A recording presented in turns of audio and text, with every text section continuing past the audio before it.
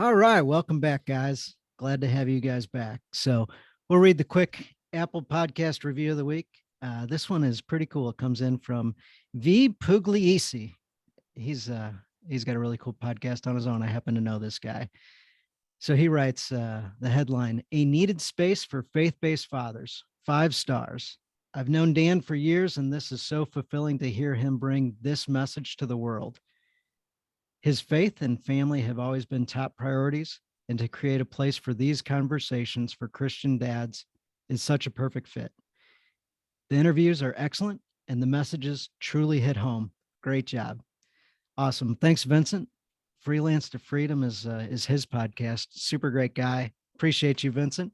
And now let's get on with the show. We've got Kyle McClellan, World Series champion, former Major League Baseball pitcher, pitched for the best team of all time. In case you all don't know, I'll tell you, it's the St. Louis Cardinals. By now, you've heard me talk Cardinals enough on this show that you know without a shadow of a doubt that this is the best team going in Major League Baseball. So, Kyle grew up in the same basic city where I grew up, and great family guy, outdoorsman, into fitness, just all the type things that I love. And he's got a bold faith also. And again, that's one of the reasons why this podcast is out there. So you can listen in on guys that are, intentional, living life right, and not afraid to share their faith. So with that, welcome, Kyle McClellan. And thanks for having me. Yeah, you're welcome. You're welcome. I'm so excited to have you on. I've been waiting quite some time for the connection to come together where we can make this happen. So, like baseball, we might as well just jump into that real quick. 2011 won the World Series. It was, that's obviously the year that you remember, and sticks out. But it's, that year was, I played 5 years here in St. Louis. That year was building for so long. It drafted out of high school here in 2002 and playing in the Cardinals organization. Growing up as a kid, a huge Cardinals fan, and then finally, after a bumpy road in the minor leagues and some struggles and arm surgeries, to make the team in 2008 and be a part of that. We didn't make the playoffs there. Then had a chance in the playoffs in 2009 and got a taste of it real quick. We got swept by the Dodgers. 10 don't make the playoffs, and then boom, all of a sudden 11, we don't have a chance to make it, and we start rolling, and next thing you know, we're in this thing, and and going all the way and in the World Series, and it feel like it happened in the blink of an eye, and but to be a part of that team is awesome because there's a lot of teams I've been a part of that won't be remembered, and that is just another team, and that team in 11 will always be remembered, and is just special to be a part of it. There's been 11 championships here in St. Louis. The organization's been around a long time, and to be, to only have 5 years in that major league uniform, but for one of those to cover one of those World Series is special because that team is looked at differently than any other team. And so yeah, crazy. After that, my career was really never the same from there. It was a downward spiral due to some shoulder issues, and left the organization after the 12 season and went to the Rangers for a year, and then I was out. I was out of the game. So it happens quick. You got to enjoy it, take advantage of it, and remember it, because next thing you know, you're out of it, and it's 5, 10, 15, 20 years later, and you forget how great of a run it was. Bring up the shoulder, so you probably won't remember this, but a local chiropractor office was having like a grand open house type thing, and you're signing some baseballs after the 2011 season. And we met that day. Your father was there. And I said, hey, I got a question. How do you think the arm's going to hold up, and, recovery and fitness, and what are you doing? And I don't know if you remember your answer, but your answer was, well, as long as they let me start or let me relieve, as long as they don't move me back and forth, I'll be just fine. Yeah. That ended up being the end of it too. I was a reliever for most of the time, and then that year in 11 went to the rotation, and in May of that year is when I started feeling it and started fighting it. And you could see clearly from my numbers, I started out, I think 6-0 or 7-0, and went on the DL for a hip and came back, and my shoulder was never the same. I started feeling it, started fighting it. and it got worse and worse and worse. And my numbers went down. It was a battle. I ended up going back to the bullpen that year. But it was just the amount of innings that I threw that year, and just took its toll on me. And it's hard. It is hard going back and forth, and especially for a guy. I was a minor league reliever or starter for the most part until I had my injury. Tommy John was out for 2 years, then was in the bullpen just for a year. So coming out of rehab for 2 years where I didn't pitch, and then went to the bullpen, and then the next year I was in the big leagues. It all happened quick, but I wouldn't change anything. I left it all out there, literally, and was able to be a part of the teams I was a part of, and helped us win. I always say that year in 11, we got in on the last day, so I won 12 games that year. If I win 11, we don't get in. So being a part of that and contributing in the way that I was able to, whether it was a bullpen or the rotation. Wainwright had Tommy John that year, so that's why I went in the rotation for him, and it just ended up working out, just barely, but it ended up working out. What a crazy thing that Waino goes down and then has the career that he's had, and then him going down was allowed you to get into the rotation. Yeah, it was. He was dealing with it in 2010. People don't know that, and we knew it. And then in the off season was trying to get better. And his first bullpen in spring training, he was like, "I can't do it." And so right then, they came to me and said, "Get ready. We got to ramp you up." And it was early in spring, so I had time and was able to leave, as a starter. And I wanted to be a starter. I felt like my stuff was more starter stuff. I didn't throw 98, I threw 91, 93 with movement. I had 4 pitches. And so I carved out a nice little niche as the 8th inning guy, but, I felt like I was suited better for a long term as a starter if I could hold up. I also struggled in the minor leagues as a starter. And so kind of part of it was like, I wanted to prove to myself that I can do it on the highest stage, the highest level. Because I think I can start. I think I could be successful. From the lessons I learned in the minor leagues, I think I'm a different pitcher, and, got the chance for a little bit, but like I said, that little bit was enough to get us where we needed to go. So what was the 2011 season like from your seat on the team? It's just, I guess up and down. We started off, had a lot of expectations coming into the year of what we were going to be able to do. And we just really never hit our stride, and just kind of floundered a little bit. We're just kind of right there, but we're never like totally out of it, but never really put ourselves in it either. And made some trades there at the deadline that helped us, and all of a sudden, once we started clicking, it was a lot of fun. I've said a lot that in baseball, there's very few times that you show up to the field knowing you're going to win. And I mean, that's happened maybe twice in my whole career, where you just get on these stretches that you just know you're going to win. And that we were able to have, probably late August it started, but I would say by early September, you started to have that feeling like, we're going to win today. Even if we give up 3 in the first, we're going to figure it out. And it's not always going to be Albert that's going to do it. We're, other guys are going to chip in and pitch. It might be our 4th starter. It might be the guy off the bench that steals a bag. It might be, whatever. And that was an odd feeling, honestly, to know. There's times where you come to the field knowing you're going to lose. I'll tell you that. You get those bad stretches, and that happens quick, and it's hard to get out of. And for us, I think we all knew it. It was just a matter of, can we just keep it going? Can we stay in this good rut and ride this all the way out, or is it going to fall? Is this really how good of a team we are? We just haven't been playing, or are we just on fire right now? And if we're on fire, eventually it's going to cool off.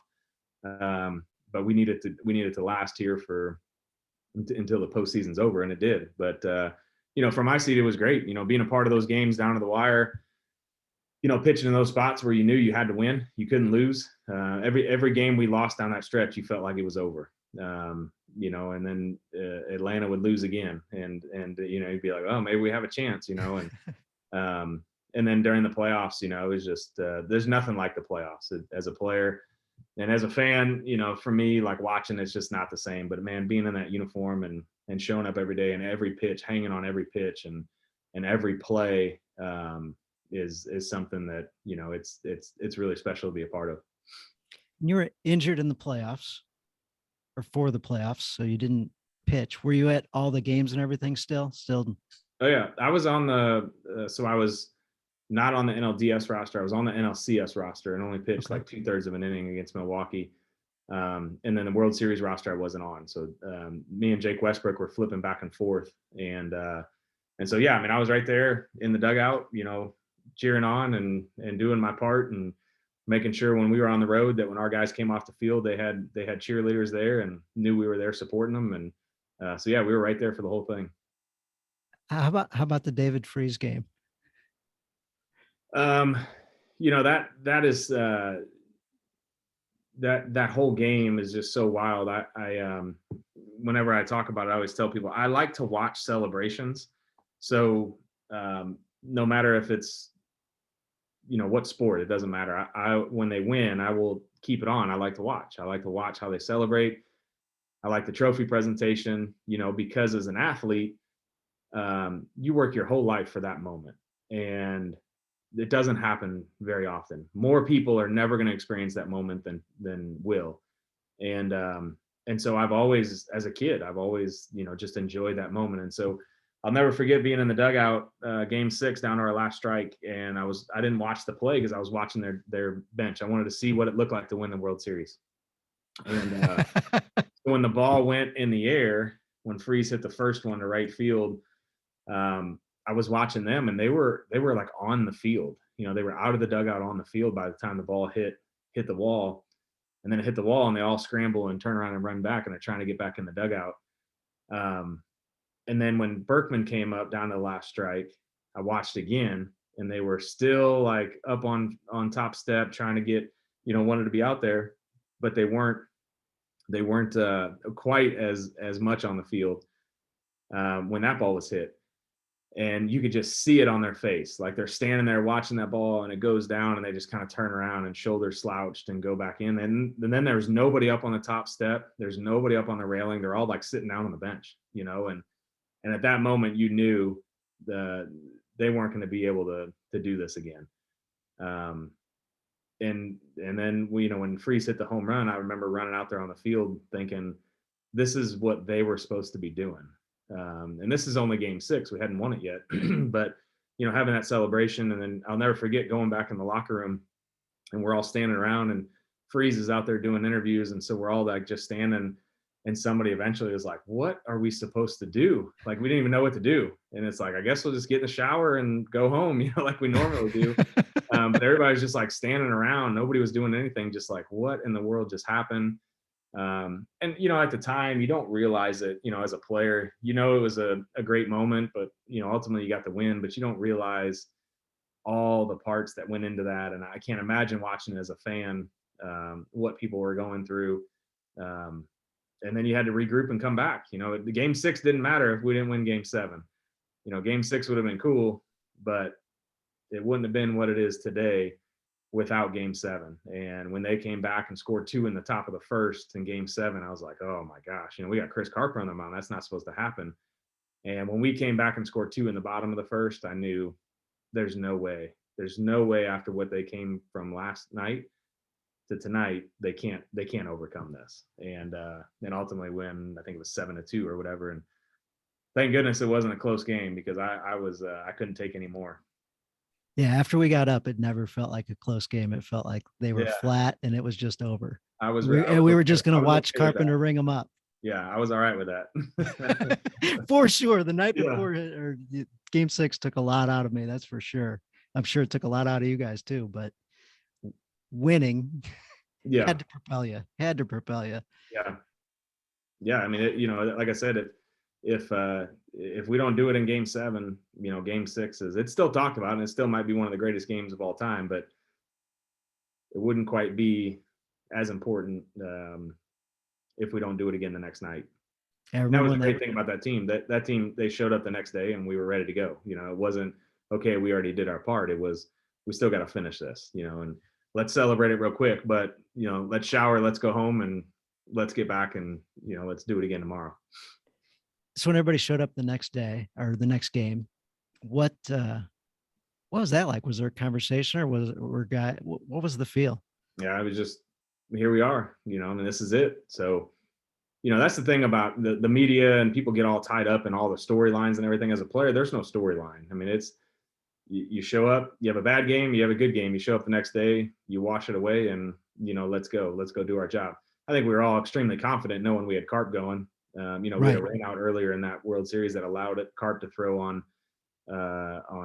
4 days rest instead of 3, or 3 days rest instead of 2. Either way, if we don't have that rain out, Kyle Loesch's throwing Game 7, and Kyle did a great job that year. But I like Chris Carpenter on short rest. I mean, I like Chris Carpenter anytime. And so that was it was nice to know we had him going Game 7. So a lot of guys on that team in particular were pretty bold faith guys. How was the locker room? How was the stories? How, what type faith elements was there as you went through that season, or Um, with any of the guys as you've done life with them? yeah, I mean, we had a great group of guys. My faith journey really became what it was because of baseball, because of that group of guys. You got to realize in baseball, you don't have a chance to go to church. You're playing every day, you're traveling, you're out. So the only time my wife and I would be able to go to church together was if we had the Sunday night ESPN game. Sunday morning you could go to church. Other than that, you're playing Saturday night, you're playing Sunday at 1 o'clock. So we have baseball chapel. So we have a chaplain that comes in and does the home team, does the visiting team, and also does the umpires. And so we, and every team you're on is a little bit different, but man, we had, so many guys, and we'd have 25 guys on the roster, and we'd have 20 guys in chapel. And a lot of that had to do with Adam Wainwright and just him being a leader, and people kind of drawn towards him. And so Adam was probably the most influential person in my life, baseball, personal, like just all in general. And so, he really challenged you. He didn't allow you to just come in and tiptoe. You were either in or out, and out wasn't an option. So if you were out, he was working on you. And if you were in, he was challenging you. And so we had a great group. We get together on the road, do Bible studies on the road, meet up for breakfast, and spring training. We get together all the time. And, in baseball, it's everybody's on the same schedule on the road. At home, everybody's on different schedules. Your family's there. You got people in town. You got kids. On the road, we're all doing the same thing. We're all in a hotel and don't have a bus till 2:30. So that's when we get together and go out to breakfast and break open the Word, and or maybe it was a book we were going through, Bible study that we were going through as a group. And but we had a great group of guys, solid believers that just people you looked up to and you wanted to be more like, and challenged you in all different areas. And so it was an area that really helped me develop and grow as a person of faith. And it was important for one, you're handling a lot of different things professionally and celebrity wise, be able to keep you grounded. And two, like we were just, my wife and I got married right before I made it to the big leagues, and then 3 years later had our first kid. So I'm being a new husband and a new dad, and you got guys in there you can bounce things off of, and you got leaders you can look up to, and people that that you want to be like, from the way they raise their kids, the way they treat their wives, to the way they handle themselves on the road, to the way that they talk to people, just all that. You got great leaders right there every day you get to watch. So what were some things that you picked up, or things that you shared with other guys as they picked up from you, either way, as you're learning how to be a dad and a husband with baseball in your life? Yeah, for me it was hard because I right, the first 3 years I feel like I was real observant, and just you're not a leader. As a young guy, you're just a guy that's there. We had plenty of leaders. There was no need for more leaders. I think that's people ask all the time, speak on leadership, and I say, man, one of the things I can tell you on leadership is not every opportunity that you see is an opportunity that needs a leader. To come into that locker room and know, like, we have leaders. What my leadership role is to fall in line, and follow the great leaders we have, and not get in anybody's way. And I think that's a tool of leadership, to know when it's needed and when it's not. And when there's a lack or a void of leadership, it's fine. But when it's there and it's solid, it's okay to sit back and learn, and watch, and and be a part of that, and let others lead that are designed to do that as well. And so for my first several years, man, there was no leadership. I was just trying to learn and soak up as much as I could. And then, as I started getting a little bit more time in, we started to shift to a little bit of a younger bullpen. I think 2012, I had the most service time of anybody out there. But even at that point, we had guys that knew what they were doing, and I was still trying to learn at that point. So, having a young family, it was, watching Adam and the way he was with his girls and with Jenny and, all of that.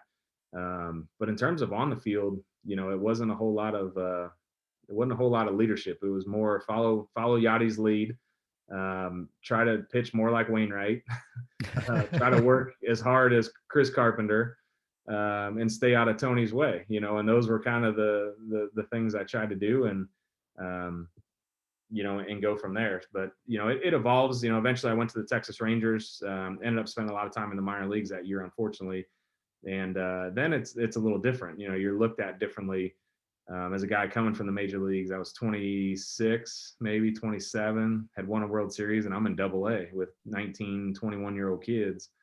And so then it was an opportunity to kind of be that role model and that mentor for them. And that was fun. I enjoyed it. Didn't want to be there, but, made some great relationships and helped some kids along the way. You mentioned it was fun, didn't want to be there. What were the challenges in your head at that time, being in AAA at 27, World Series champion? Well, it was AA. AA, I mean. Even at that. And and they sent me down. So I was up with the Rangers and I was struggling. And I couldn't figure out why. I just knew I wasn't right. And I'm coming off of shoulder surgery. And so they called me off and said, we're going to send you down. And I knew it needed to be done. And I had to accept that I needed to go down there and get right.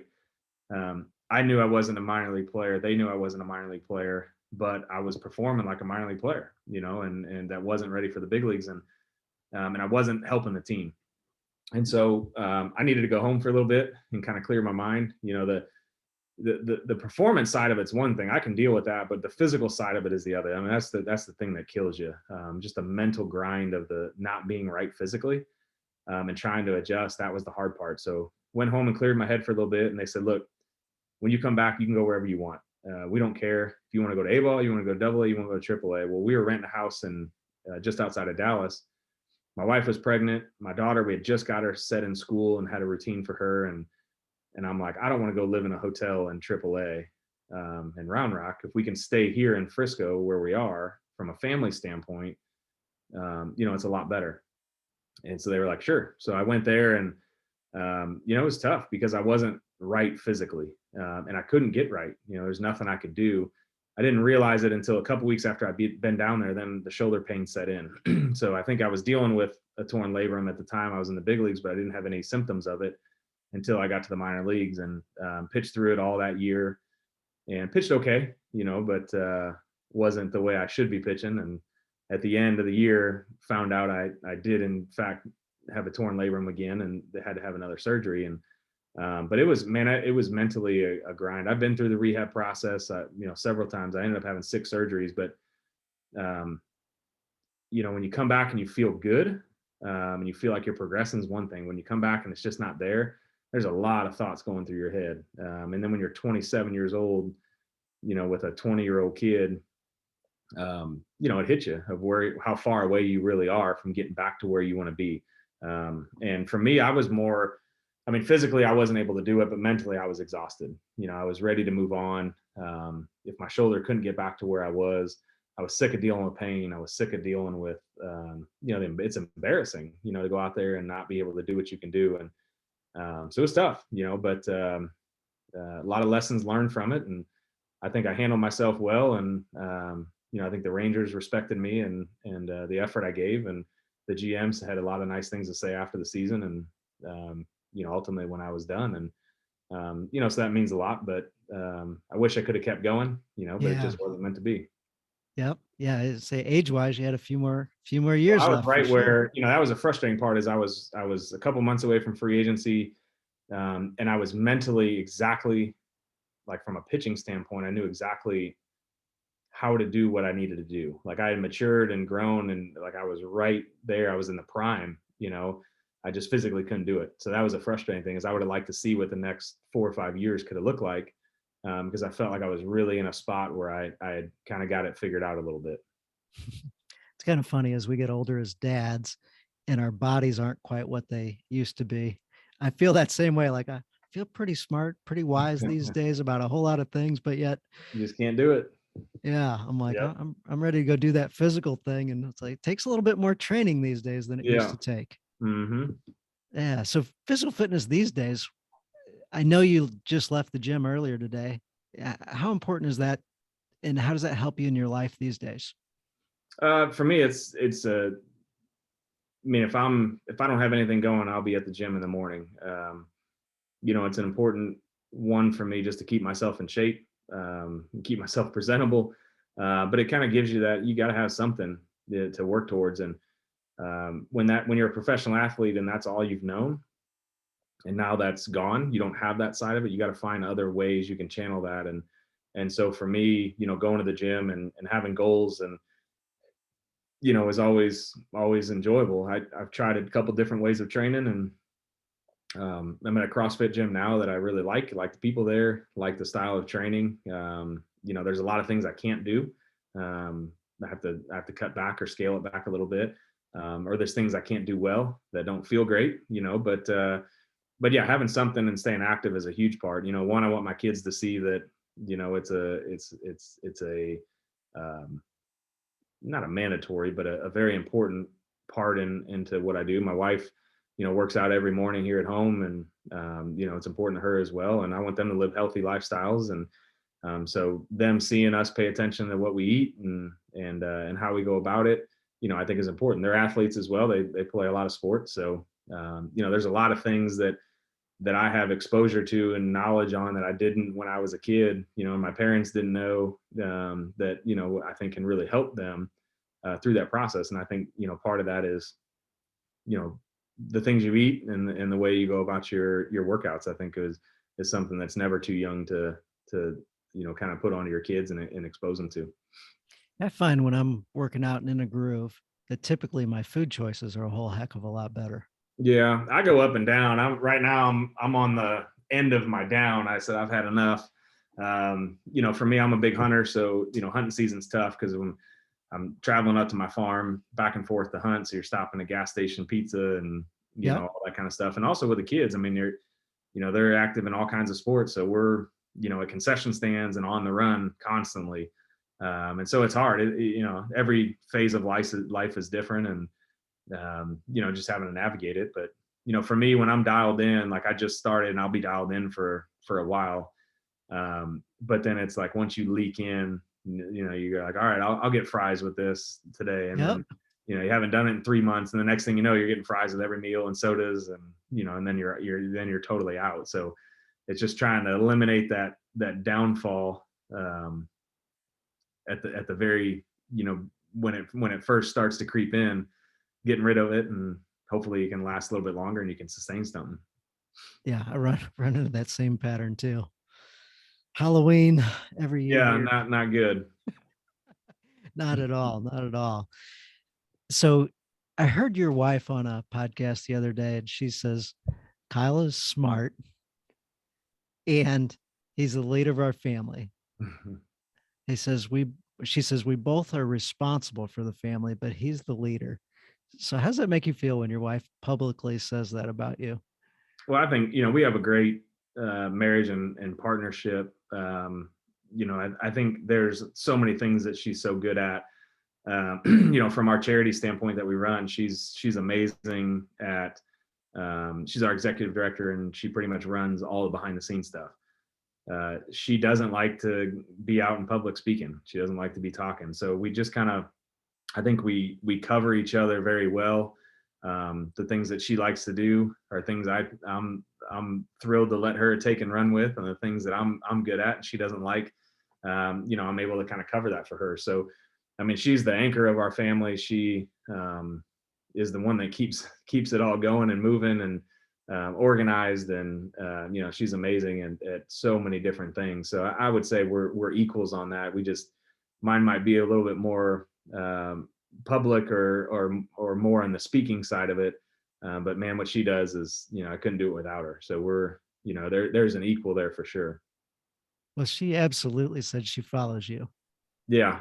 Well, I tell you, there's some things she follows me on, but I 100% follow her on on quite a bit as well. So and with the kids, we're on the same page, on that. But it's been a really good partnership. She's been a great teammate. Yeah, yeah, that's so critical. Do you guys have any routines which help keep you guys in better communication and on the same page with things? It's trying to find those times. We get in these grooves where you get the kids down, you're exhausted, you get in the bed, she's on her phone, I'm on my phone, I got to sleep with the TV on, and it's just, next thing you know, you fall asleep.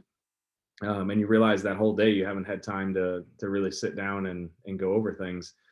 So we find, some little areas, and we work from home, working for the charity. So a lot of times when we sit down, it's, are we business or is it family, or and how do we keep that separated? And it's hard. The answer is we don't. I mean, if there's a donor that emails at 8 o'clock at night and needs something, we're on it. And if it's during the day and a family thing comes up, we're on it then. So there is no business hours and home hours. They all kind of blend together, because that's just who we are and what we do. But we're able to navigate that and have great communication. And we try to do, we just got back off a trip from Mexico last week, and every year we try to do at least one trip, just me and her, with no kids. And the kids get their bum, they're like, we want to go, and we give them plenty of opportunities to do things as well. But just some time for just me and her to get away and focus on each other, and just have that downtime, I think is important. It doesn't have to be a trip. It could be something smaller. It could be a date night. It could be sitting down and turning the TV off and sitting on the couch for 30 minutes, and just having that conversation. But we're constantly communicating with each other throughout the day, and on a variety of things, which I think helps.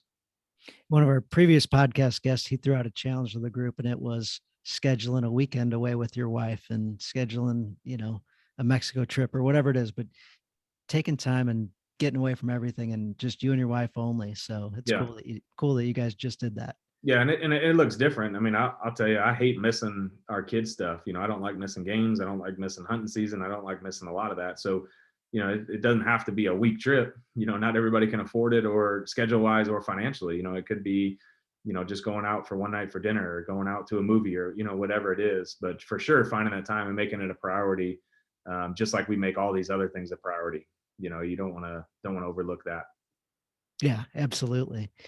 So going back to baseball for a second, you transition over to the Rangers. We talked about AA, and interesting that you were able to come up with a way that fit your life better, being able to stay in the same town and keep the same routine.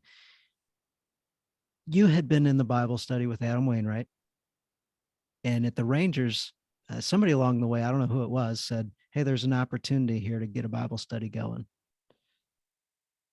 Yeah, we when I went over to the Rangers in spring training, that was something I was worried about. Like, how am I going to continue to grow? And so went over there early in spring training, and met a couple guys early on. That one guy had a Bible verse on his glove, and just started talking to him. And he, was like, "Hey, what do you think about getting together and doing a little Bible study?" And they were like, "Sure, it's great." So we started pulling some guys together. Started at a Starbucks right up the street, and met there, and all of a sudden started growing. And we ended up holding it at the Rangers spring training complex, and had more and more guys coming. And then spring training started, and position players were getting there. We had more people coming, and with the Cardinals, we had a big one already established. I mean, it was like, you plugged in. We did it with the Marlins. Now they do it with the Nationals, and with all the other teams down there. And so it was just kind of what I knew, and so we started doing that there. And through spring training, we had, huge attendance, and then the season started, and I had strained my lat. So I was down there trying to get back and rehabbing, and had to kind of still a real small group there. And then when I went to the big leagues, kind of plugged into where we were at, struggling. And when I went down to the minor leagues, kind of started back up. I was like, found some guys there that were interested, super young, had never been exposed to anything like that. And so we just started doing it there, on the road. It'd be like, hey, let's go get breakfast. I ended up paying for all the meals. That's how you get people to show up, buying food. So I'd say, hey, I'll buy you breakfast if you go. And a minor league player, you get $20 on the road. So if you're getting a free meal, you're in. You can twist their arm pretty easy. So we just started, going through and going through these books and doing the studies. And we had guys coming and going. The minor leagues, you're always guys coming up from high A, guys going to triple A. So you're guys coming down from triple A, whatever. So we had guys come in and out all the time, and some guys that were really far along spiritually, and other guys that didn't know, the difference between the New Testament and the Old Testament. And so we just sat there and kind of poured into each other, and it ended up being a really cool. There's a lot of great relationships from that. 4 guys on that team ended up getting baptized after a game in Corpus Christi, Texas, and I got to be a part of that and baptize those guys. And so it's just cool, and I still keep in touch with them, still friends with them on social media, and see now they got families, and there a couple of them made it to the big leagues and got to see them, when they come through St. Louis. And but those are just connections and bonds, and you hope that people remember that and value that and appreciate that and do it for somebody else. I was able to do that because somebody did it for me. And hopefully that, some of those guys are leaders in their community, leaders of their family, leaders in their church, and doing great things because of it, because that's what it's all about. It's about understanding that you've been the recipient of somebody pouring and investing in you, and it helped shape and mold you. And it's important for you to be able to pass that on and reach other people, and not just let it stop with you. Yeah, absolutely. So the point out of that story that I just love was the fact of Wayno did something, got the groups together, did his thing. You were involved, understood what it was about. And then when it became your opportunity, you were ready. It wasn't like well, and I say all the time, like, I feel like I was in training, like I was in St. Louis to learn from them. And then, when I was in Texas, I think there was a void, and it was like, all right, you've been trained for this the last 5 years. You know what to do, how to do it, how to, how powerful and influential this can be. This is your time, and like I said, in leadership, there's times and there's not, and that was clearly, there was a void and there was a need for leadership there. And there was other guys that were around that were, well more biblically versed and knowledgeable than I was. But it finally gave them a platform to come in and use that. They might not have been the ones that wanted to get up and create that, but they had the tools. It was just, they were waiting for that vehicle to use it. And so we just created that, and, it ended up being a great thing. Yeah, I was asked the other day to say the prayer before a dinner meal at a wedding. I was like, wait, my first name's not Pastor. Yeah. There's a void. They need you.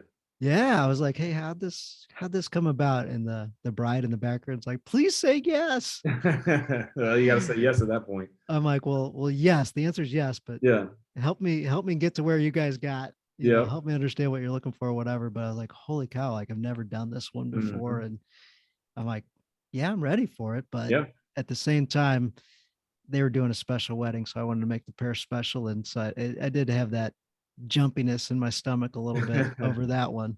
Yeah. It's always a priest. It's always a pastor. Oh yeah. I don't need to be the leader in that role. Somebody else is qualified. And on that one, I got the call. I'm like, all right, I'm in. I'm not hesitating. I just want to understand how you got to ask me this question. Yep. So kind of similar, but that's awesome. I didn't know that you were buying all the guys breakfast too. Oh yeah. We've got a Saturday morning men's group at church, and we feel that's a key. Have a good hot breakfast. 100%. Yep. Especially minor league players. So let's talk about Brace for Impact 46. So how did you transition out of baseball? I know the story, but I'll let you tell it. Yeah. So my wife and I, we were looking for something to get involved with for 3 years here locally when I was playing here, and we just couldn't find it. And so through that process, not to say there's not great things happening, it just wasn't the thing that really grabbed us. And so Adam Wainwright, was somebody I leaned on a lot, and we talked a lot about giving, and how to give, and what your expectations are of your giving. And and so through that process, I just kind of was picking his brain on a lot of different things, because I knew if Adam was supporting something, it would, one, be something that I believed in, but also it would be an organization that's doing the right thing. Adam won't support, um, he won't support me with a penny if it's not done the way that he thinks it needs to be done, um, and is bought in. He's not just one of those who's gonna be like, yeah, just do this. I mean, we're responsible for our giving and our tithes, and we're gonna have to answer to those things that we give to. And there's a huge amount of responsibility that comes with that, to make sure that the money's being used the right way. And and so he recommended some things. I called him in 2013. It was December of 13, and I knew it was a miracle when he answered, because Adam doesn't ever answer his phone. And I said, hey man, I kind of have an idea where my career's heading. We have this money that we've saved up to give, and we haven't done anything with it. And man, we got to get rid of this money. And so we had a long conversation, and recommended some things. And I was like, man, it just doesn't seem like it. And he said, I tell you what, why don't you go to Haiti with us? We're going in 3 weeks. And so my wife and I jumped on the plane. Our son was 2 months old at the time. And so it was a hard decision for my wife. And he was 3 months old at the time of the trip. But he was our second kid. So I would say, we're not bad parents. We were just, we were a little more experienced. So we go down there, and it was life changing for us. And I couldn't tell you prior to the trip what exactly it was. We were like, there wasn't one answer. It was like, okay, if they do this, this is what we're going to support. Like I didn't know what I was looking for. But once we saw it, we knew it. And now looking back, it was the local leadership. That was the one thing. And the story in Haiti is there's 6 kids that grew up in an orphanage together. They wanted to do what people have done for them. And so our partner, who's our chaplain for the Pirates, when we were going to Pittsburgh, I've known him for a long time. He's been working in Haiti for 30 years now. And he met these kids in the 80s when he went to go visit. He was leading a youth group, went to go visit this orphanage that his church had a relationship with. And one of the kids said, hey, I got a vision. God's given me a vision to do what people have done for us, and I think you're here to help. And Brad's like, that's cute. Like, what do you say to a kid in an orphanage that wants to, help other people? So he said, he kept going down and building relationship. And every time he go down, this kid would say, hey, don't forget, don't forget, don't forget. And so when the earthquake happened in 2010, I mean, this is how long this relationship went on. Brad had been working in Haiti for so long that he got a lot of attention. He always says it's not good when cameras show up to your office as a nonprofit. But in this case, it was good. They wanted to know, like, are you going? He was actually supposed to be there the day before the earthquake hit. And people started donating. He had money coming in, and he said, we might be able to build this orphanage like they want. And Adam and Jenny were the ones that finished it off. Adam came to him around that time and said, Jenny and I are expanding what we're doing globally. How can we help? We always hear you talk about Haiti. How can we help? And so we were on the trip with him. Adam's financial guy is a Christian financial advisor. And his thing is always, you're going to write the check because that's what makes it go. But then you're going to follow it because that's what changes you. Writing the check doesn't change. Adam can write a check for whatever, and it's not going to change him. But him giving up 3 or 4 days of his off season and going, that's where the true change happens. And he says, and you're responsible to your giving, so we're going to go make sure that it's being used the way we want it to be used and think it should be used. And so we were on that trip along with a handful of other people, and it ended up being a game-changing trip. We committed, we locked in. Adam and Jenny locked in, and our other partner had already been going. And then we also had some people from Water Mission that were there, and they've been having a really hard time with water. They were there as a part of our trip. We were doing orphanage stuff for a day and water stuff for a day because another one of our teammates had done a water project very nearby. So they blended the trips, had the same financial guys as Adam. And so because of that trip, very shortly after, there was water on the campus there. We loved what was happening there. And so we just said, hey, we're committed to being a part of this. And so we came back, started the organization, and off we went. We didn't ever think it would be what it is today. It was just hey, let's do this. We'll raise some money, expand the orphanage. And and maybe we'll go to Honduras, and then we'll go to Guatemala, and we'll go to all these impoverished countries. And it was about our second or third trip, we realized that we can't leave. And the return on our investment is so great here that we can help more people through this leadership team, because we trust them, we know them, and they're doing the right thing. And so our investment is safer with them than it is going to try to find this and replicate it other places, and start with people we don't know. And so we committed and locked in there, as did Adam and Jenny, and as did our partner in Pittsburgh. And so through that, we've done children's home. We have 41 kids. We have a school that we started with 100 kids. Now we have 400, and we're building a high school next year. We'll open in September. So that's going to expand every year as we add a grade. We have ninth grade right now as our highest grade. We started, I think, in third was our highest. So been adding grades every year. We feed the kids every day at school. We send them home with backpack meals on the weekends, because we realized that they weren't eating and they were struggling in school. Adam and Jenny built a hospital for a kid that grew up in the orphanage, became a doctor, went to medical school in Port-au-Prince for 7 years, and came back and said, I want to be a doctor in my community. And so they built a hospital. It's a very nice, large hospital that has a full staff, labor and delivery, ER, and general care facility, has a lab there. There's a vocational school that just opened right when COVID hit, so it hasn't been utilized the way it needs to be or should be. There's just been a lot of delays in that, but the building's done. Water and sanitation for 40,000 people a day on clean drinking water, 1,100 toilets put in the community. So it's a pretty expansive program. And then 2 years after we started that, we came back to St. Louis, and we finally found our fit here in St. Louis and North City. We have an amazing partner that we support that has a plan for community development. So we support him and his organization and the purchase and renovation of homes in a very pinpointed, targeted area, about 3-street radius, and rehab the homes. We hire all local contractors. We don't do volunteer work. So we hire all local contractors that live in and around the community. We hired an 80% minority rate, which is a big focus of how they're going to hire the workers to do the jobs. And then once the houses are done, we place families in the homes with a community coordinator that writes a life plan for that specific family and walks that specific family through every step of the way.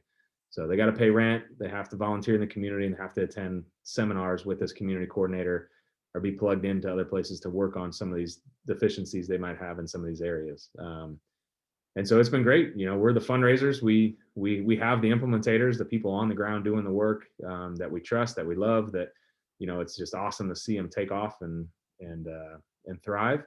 And we play our role, which is, we don't know how to help in these communities. We don't live there. We don't know what's needed. It's easy for us to come down and tell them what's needed, but it's not what they really need. You gotta find local leaders that and you trust and are trusted in the community, and allow them to do their thing. If you really want to truly change these communities from the inside out, it's a longer process, it's a more expensive process, but it's a process that's going to sustain. And so we're in the middle of that, and on both of our projects, and we're loving it. It's doing great. Those are two communities that absolutely need help. Well, I always say there's two people. When there's a fire, there's people that run from it and people that run to it. And if you don't have people to run to it, the fire is never going to go out, right? It's just going to keep expanding. It's going to do more damage. And so I just think God said, hey, I need you to go. And I'll say on the Haiti side, I didn't want to do international. So I get it. We get people all the time. I say 50% of what we do is fundraise. The other 50 is educate. I get people all the time. I say, well, we have so much need here. And I hear you. I understand that. I was in that boat. I said the same thing to our pastor at our church. And I could see his kind of look at me like I look at people now. And when we went to Haiti, never intending to get involved, just trying to learn so we could find something local. It was like God told me, I could hear him tell me, I love these kids here just as much as I love your kids.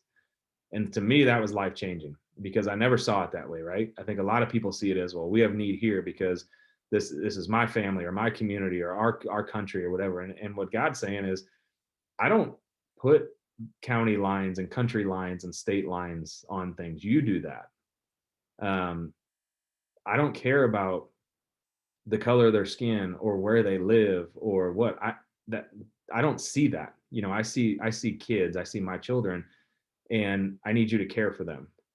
You've been put in a situation to where um, you have means, and I tell people all, if they say, why do you do this? You had a good career and you could go do whatever you want to do. Why do you do this? I don't make any money doing this. I don't take a salary. This is 100% volunteer for me. And I say, because at the end of the day, I have to answer to the people that God's put in my life. And I leverage those relationships in a healthy way to make a difference for other people. And if I don't do that, I'm going to have a hard time facing him at the throne and saying, hey, I played in my hometown, had a platform here. You've placed people in my life with influence and with means and all these things, and I didn't do anything with it. Like, I got free dinners and you know got to go on yachts all the time, or whatever it is. Like, that's not what it's about. um it's about putting that back to work, and not taking for granted the spot we have. And so people all the time are like, well, you have this and that and I don't have that. That's bull crap. You do have a platform. Everybody has a platform.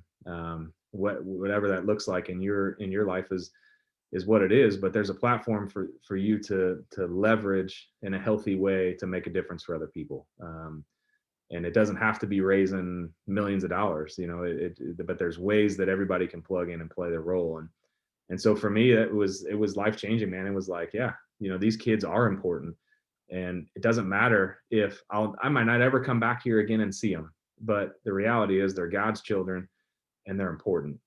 And I might lose this argument one day. I might have it when I get to the throne, but I might say he loves those kids more than my kids, because if I die today, my kids are going to have an opportunity to know the Lord. They're and there's people over there that don't, and it's just important. It's important that work's being done and progress is being made. And I just feel like we're called there. And then here in St. Louis, same kind of thing. I don't mind challenges. I don't mind it taking a while. I don't mind the ups and downs. And I like the challenge. I like working with other people and figuring out how we can do this together. And so I just feel like those are the two areas we've been called to. I love that you talk about we're all God's children. And my kids from time to time will remind me that I'm their earthly dad. Yeah. Yeah. Yeah. I mean, and that's I heard that clear as day when I was there. I was like, and then I'm like, oh man, my pastor, I can't imagine what he was thinking when I told him, like, I don't want to help internationally. I wanted to be here. We've talked about it since, but and like I said, I have conversations with people all the time, because people are like, well, I don't want to help there, I want to help here. I'm like, well, here's our link to our St. Louis program. They're like, well, I don't want to donate, I just want to complain, about something, but I don't want to be a part of it, but I want to make sure that that I don't approve of you doing this. It's like, oh, okay, thanks, appreciate that. I'm sure you're plugging in to help a lot of people out as well, but it's just part of it.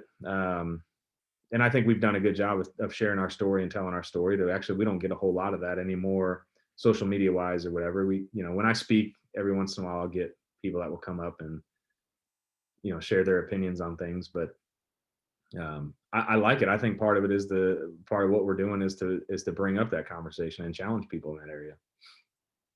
Absolutely. When I started the podcast, it was exact kind of same thing. It wasn't what I had planned to do earlier in the day before I started it. I had just told one of my good buddies, a good mentor, I'm absolutely not starting a podcast. That's the one thing I'm not going to do with my life. Mm-hmm. Later that night, God says, hey, I want to talk to you about your podcast. Yeah. I'm like, wait, no, you were there at that lunch. Yeah, right. You heard what we were talking about. Mm-hmm. He goes, yeah, you're right. I was there. So anyway. Yeah. Like, yeah. And turns out, being obedient and following, I absolutely love it. And just like your nonprofit, it's just a part of who you are these days. Yeah. So that's fantastic. You have a quote on your website that I thought was pretty cool because it relates to a lot of people. It says, as a professional ball player, I've had the opportunity to meet some truly incredible people who have factored heavily into my success and helped shape my character both on and off the field. They have made a significant impact on my life. And when I read that, I was like, oh, that's so cool, because that's something I talk about all the time. The people that you hang around and the people that you're close to are going to influence your life for the good or for the bad. So whether you're a ball player and as you got into the minor leagues at a younger age, heavily influenced by the people you're hanging around, especially on a team, because Hmm. you got so much structured activity being together. But do you want to speak into how guys altered your life by, over the years for the good or the bad? Well, I think who you surround yourself with is you're going to take upon those actions, right? And um, those thoughts, those whatever the way that things are handled. And for me, I was an 18-year-old kid when I was drafted, 17 when I was drafted. Um, a very impressionable time, and go up through the minor leagues, and I'm 23 when I make it to the big leagues. And I just think sports is such a unique space that, like, nowhere else is there. You can be 23 working at a job where you go and there's enough downtime. I mean, there's a ton of downtime in baseball. We get to the field at 1 o'clock and we don't play till 7. I mean, there's BP, but even in BP, you're standing around, so you're constantly, there's constantly downtime and things like that. So I just don't think there's any other environment that is quite like it. And that there's 25 guys that are all pretty much in your same, you're all within 15 years, Yeah. really, of each other, and going through, a lot of the same stuff together. And if you're not going through it now, you just recently went through it, so if you're coming out of being a young player into a veteran player, it happens really quick after just a couple of years. You can relate to everybody. Families are close, the wives are close, kids are, you got kids, they're playing with the other kids. It's just a unique space where you spend more time with those guys than you do with your own family. And you can't help but be influenced by them, and make lifelong friendships, and just learn from all those guys, in so many different ways, whether it's work ethic, whether it's how to throw a curveball, whether it's how you grip your changeup, whatever it is. You're constantly always trying to learn from each other because they're the best in the world at what they do. So why wouldn't you want to learn from them? And then you find the guys that you gravitate towards that are people you want to be like off the field. And you're hanging out with them after the games, and going to the hotel room, and hanging in their room, and doing whatever. So yeah, you take on their personality, and all that, and then you kind of leave that life, and it's still effective because you're in that age group where I think it's just the most critical time, that late teenage years to your early to mid 20s. I think is such a huge time in everybody's life where it really molds you into who you are. Yeah. You mentioned we talked to Adam quite a bit, but I got to spend one night with him bowling and all of his daughters and his wife. Hmm. And it was the coolest thing to see them interact as a family and just the love they have for each other and the going back and forth that they were doing, and just like joyful, just amazing. And it was a really, really special time just to see that. Um, he's got 4 daughters, I believe. Hmm. And I think And a they boy now. adopted, but they've got a boy too. They adopted a boy, yeah. Yes. Yes. So this was before the adoption. Hmm. Yeah. But to see that many family members interacting and all getting along and having a good time. And I'm like, I only got 2 daughters and I see them fight often enough. Oh yeah. Yeah. Well, and what you see there is true and authentic too. That's the cool thing is, there's a lot of guys that put on the public face, and they're totally different when you get to know him. And with Adam, what you see is who he is. I mean, it's a genuine, um, as real as it gets. And so if you see him out with his family bowling, or you see him, speaking afterwards at a Christian day, he's the same guy. Same guy. Yeah. I What mean, he's he was, saying, he's living out, which is what makes him so special. yeah. Yeah. He has a way of just being him. And like, I love being around guys like that so I can be myself and just Yep.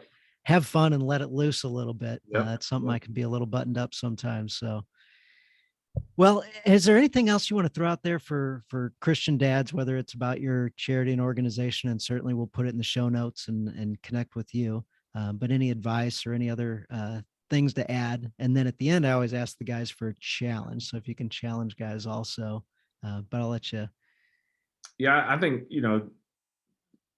biggest thing is just stay true to who you are. Um, it's not easy sometimes. There's times where you feel like you can't talk about your faith, and that's okay. I feel like you got to respect some of those spots. Sometimes it's okay not to say anything and just show by the way that you are, and people should be able to um to know just by being around you.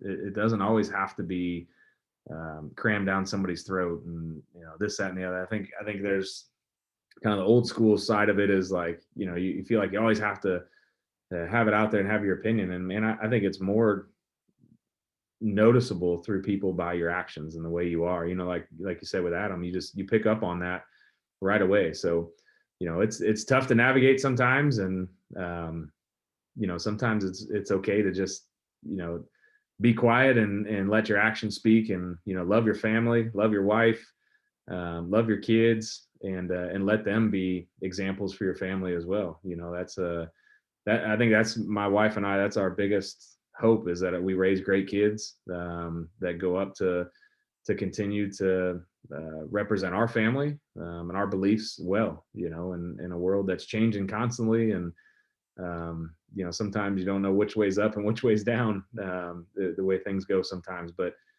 just stay true to it, and stay strong in it, and commit to your family. I mean, that's the biggest thing. That's our biggest legacy at the end of the day, is what we've done through our family. It's not through how the biggest business you could raise, or develop or create, or how much money you can make. It's what's your family life like, and how have you poured into your family, and because that's going to impact the next generation.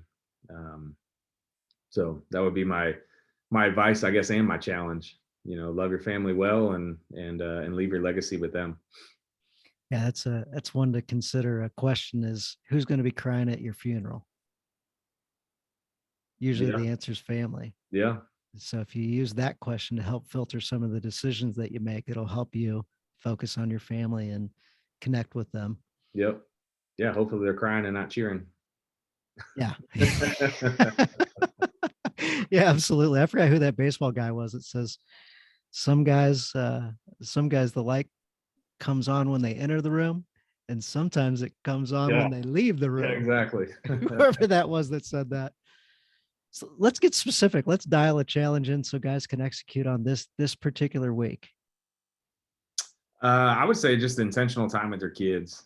I think it's so hard now with social media, with technology, all that. We're fighting that with my daughter. She doesn't have a phone yet. A lot of her friends have the phone. I'm like, man, once we do it, it's over. And Our daughters are about the same age. 10, yeah. Yeah. So she's, we're trying to, I try to explain to her. I was like, look, if you when the time comes, you do get a phone, you're gonna have so many guidelines and restrictions on how much time. We're not just giving into this, but just making sure that you're focused on them and their needs, and making sure they have what they need. Because I tell you what, if they're not equipped to go through the challenges they're going to go through when they get older, in middle school and high school, I feel like we're real close. We're real close to having a lot different types of conversations, a lot different type of relationship with our daughter.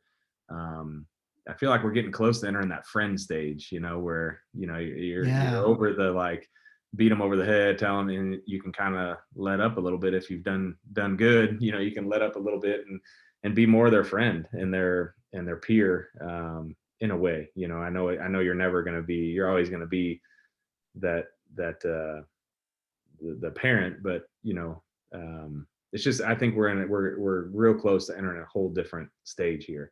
And middle school and high school is tough. I mean, this is a critical time for my daughter, the next 5-6 years. So we're kind of ramping up for that, and just enjoying as much as we can now, because it won't be long. We got 8 years left with her and she's gone. And what does that look like? So just enjoying every minute of it, and pouring into them, and trying to give them everything we can to make sure that they have what they need going forward. Yeah, I love that challenge. It's almost two challenges there. One, spend intentional time with your kid, probably figuring out a way to remove electronic distractions. In addition, like, could play video games with them. That could be something. You guys can have fun doing that. But at the same time, those phones and tablets and everything, if you don't have an intentional routine of separating yourself from them, that electronic device might be your kid's parent. Yeah. Yeah. And you don't, I mean, that's a scary thought, you know, to know what's out there and what's on there. Um, but it's a challenge. Parenting's not easy, that's for sure. But you know, I said at the end of the day, if you're not exhausted, you're not doing it right. You know? Yes, yes, absolutely. I tell a lot of young parents that all the time, like stay on it, create a structure and discipline now because it will pay off in the long run. So Yeah, and the second challenge you kind of threw out there without throwing it out there is being prepared for the next season. mhm. So that's a longer term challenge, guys. But what's the next season going to be? What's the change? And doing some research, talking to some guys, asking some guys with older kids, hey, what's this look like? And Well, you what's better this be look? ready for it before they are because you don't want to be playing catch up. So Yeah, being on the prepared side of it. yeah, absolutely. Absolutely. So brace for impact 46.com. Yep. Yep. That's our website. So we have two different bank accounts. We have a St. Louis and a Haiti. So if international is your deal, if local is your deal, you can give to either. We don't pick where the money goes. The donor picks where it goes and it doesn't cross over. We also have a, if you want to give where it's needed most, then we would step in and allocate that. But people can give specific to each program. The other thing we have is coffee. We buy this coffee in Haiti, ship it over here, and Caldi's helps us with it. They roast it for us. We sell it on our website, and all the money we make on that goes back to sending kids to our school. So for every 24 bags of coffee we sell, sends one kid to school for a whole year in Haiti. And so it's a great way. Everybody's drinking coffee. Why not drink coffee that sends kids to school and is helping? And so we have a subscription on our website. You can buy single bags if you want, but the subscription every 3 months we ship it to you, and it's auto bill. And so we're really trying to boost that up. We also have child sponsorship available on our website if people want to get a little bit more involved and intimate with some of the kids there at our children's home.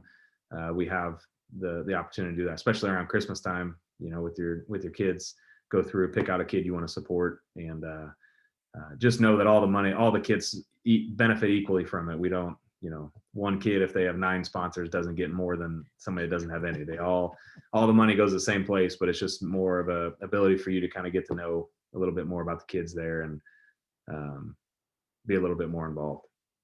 I love earlier you said follow the money. So write the check, but also follow the money and be responsible. It's like that's a really cool way to follow the money by having a specific child that Yep. you're donating towards. Yep. Yeah. I mean, we could go into a whole thing on giving, and that's why it was so hard for us to find our place. That's why we kind of created it, because we knew, I try to look at every dollar we spend as it's something that our donors would be happy with and be pleased with. And, and it's something that we put at the forefront of who we are as an organization. And you don't really know sometimes, unless you ask the tough questions. And I love those conversations when people are like, hey, what about this? And I know all the numbers, I know all the statistics off the top of my head, and I know our programs front and back. And so it's a conversation I welcome and actually appreciate, because it's people that are putting the time in to make sure it's being the right way. And usually people end up giving more because they, like what's happening and appreciate it. Yeah. So living here in St. Louis, everybody that lives here knows the location you're talking about and knows that it definitely needs some help. I was in the military and they activated me and shipped me off, and they said, you're going to Haiti. And in the training for it, they said, like, poorest country in the world, 50% of the population has AIDS. There's like 0 trees and vegetation there because they've chopped it all down and turned it into firewood and kindling and stuff. And I was like, oh no, I don't want to go there. Is there a way where you could drop me off somewhere and let the rest of the guys go? That Yeah. sounds horrible. Yeah. It's a challenge, but there's great people there. There's great things happening, and especially in today's news, there was kidnappings a little bit ago. This president got assassinated. Look, I mean, it's a mess. I mean, there's no denying it. But there's some really cool stuff happening, and there's some really amazing organizations down there. There's amazing people down there, and ultimately, the people they're free. They're actually the first nation to win their freedom from slavery, but they're not free. I mean, they're totally captive to the corruption and the things that are happening there. And there's stories of they wake up one day and their money's worth half of what it was the night before. It's just not fair, and it's not their fault. They didn't do anything to deserve it. they didn't choose to live there. You know, we could have easily been chosen to be there, but for some reason we weren't. And just remember, there's an obligation that comes with that. You know, that doesn't, you're not put in the situation you are just because you're a good person. You're put in the situation you are to maximize it and use it the most you can. And there's people that didn't draw the straw that we drew, and you know, that's something that people are gonna have to answer for at the end. Yeah, absolutely. So yeah, guys, if you're not all that dialed into St. Louis, we got a lot of people across the world listening. So if Haiti caught your attention, pay attention to that, because it really, really, really is a country that needs, we talk leadership, needs leadership. There Yeah. are some leaders there that are doing some good things, and Kyle's organization is fantastic. I know a lot of guys that are uh, real tight with the organization, and guys I respect a lot. They also recommend it and do a lot, you know, to be involved as well. So thank you for everything that you do, both here in St. Louis and also abroad, and then just sharing your faith and being a great example for local guys, and, you know, then doing things like this, which can impact guys around the world as well. Yep, absolutely. Well, thanks for having me. Yeah, absolutely. My pleasure. My pleasure. Thank you so much, guys, and catch you guys next week.